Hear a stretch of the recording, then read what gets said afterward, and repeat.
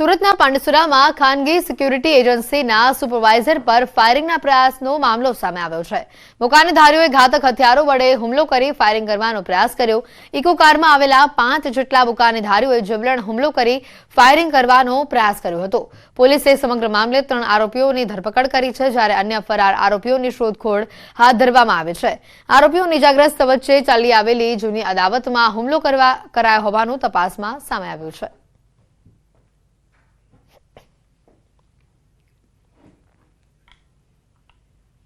સુરતના ડિંડોલીમાં કારીગરે આપઘાતનો પ્રયાસ કર્યો બાદ બચી જતા લૂંટની ફરિયાદ નોંધાવી હોવાનું સામે આવ્યું છે। ભેદ ઉકેલાતા પોલીસે ફરિયાદીની ધરપકડ કરી છે। કારીગરે અંગત કારણોસર જાતે ગળું કાપી આપઘાતનો પ્રયાસ કર્યો હતો।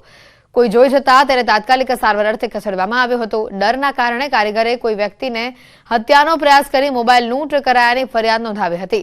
તપાસ કરાતા કારીગરે પોતે જ 2 દિવસ પહેલા ફોન બંધ કર્યાનું સામે આવ્યું હતું।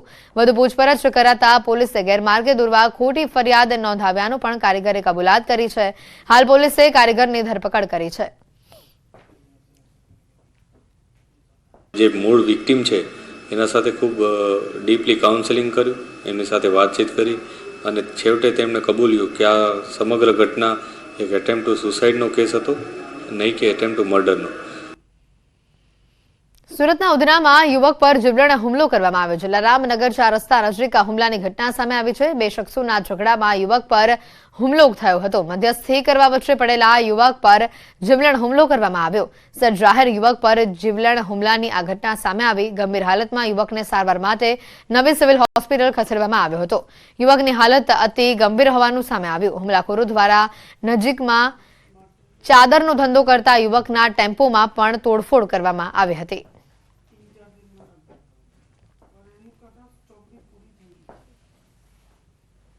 સુરત પોલીસને મોટી સફળતા મળી છે। કરોડોની છેતરપિંડી આચરનારા પોલીસના સકંજામાં આવી ચૂક્યા છે।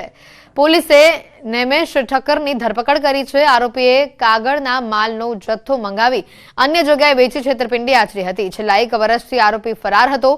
પોલીસે બાતમીના આધારે વેશ પલટો કરી આરોપીને ઝડપી પાડ્યો।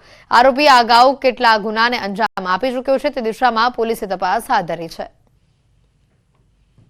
આ આરોપી પાછલા 1 વર્ષથી નાસ્તા ફરતા હતા અને આશરે રકમ 1 કરોડ 4 લાખની છેતરપિંડી કરેલ હતી। પોલીસે બાતમીદારો દ્વારા બાતમી મેળવી તેમને પુણે જઈ સ્વિગીની ડિલિવરી બોય બની અને એમની ખરાઈ હોવાની ખાતરી કરી પકડી પાડેલ છે।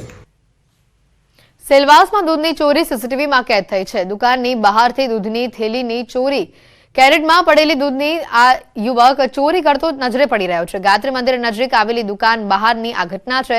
વહેલી સવારે બાઇક પર 2 યુવકો દૂધની ચોરી કરવા પહોંચ્યા હતા। સેલવાસમાં દુકાનની બહારથી દૂધની થેલીઓની ચોરીની ઘટનાઓ વધી રહી છે, જેમાં વધુ એક ઘટના પ્રકાશમાં આવે છે।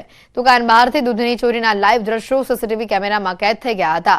સેલવાસના ગાયત્રી મંદિર નજીક આવેલી એક દુકાનની બહાર વહેલી સવારે દૂધની થેલીઓ ભરેલા કેરેટ પડ્યા હતા। રોજિંદા કામ પર દૂધના કેરેટ વહેલી સવારે આવેલા દુકાનની બહાર જ રાખવામાં આવ્યા હતા અને જોકે છેલ્લા કેટલાક સમયથી કેરેટમાંથી દૂધની ચોરીની ફરિયાદો પણ વધી રહી હતી।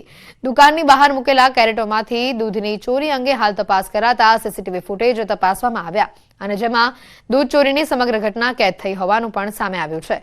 જે મુજબ વહેલી સવારે 2 યુવકો એક બાઇક પર દુકાનની બહાર પહોંચે છે અને ત્યારે એક યુવક બાઇક ચાલુ રાખી અન્ય યુવક બાઇક પર જ બેસી રહે છે અને ત્યારે અન્ય બીજો યુવક દુકાનની બહાર મૂકેલા કેરેટમાંથી દૂધની થેલીઓની ચોરી કરતો આ સીસીટીવીમાં નજરે પડે છે અને ત્યારબાદ થેલીઓ લઈને તે યુવક બાઇક પર બેસી ત્યાંથી ફરાર થાય છે। અગાઉ પણ વાપી અને સિલવાસમાં પણ દુકાનોની બહાર વહેલી સવારે મૂકેલા કેરેટમાંથી થેલીઓની ચોરી થતો હોવાનો બનાવો સામે આવી ચૂક્યા છે। ત્યારે દૂધ ચોરીની વધુ એક આ પુરાવો સામે આવતા વધુ તપાસ આ મુદ્દે કરવામાં આવી રહી છે।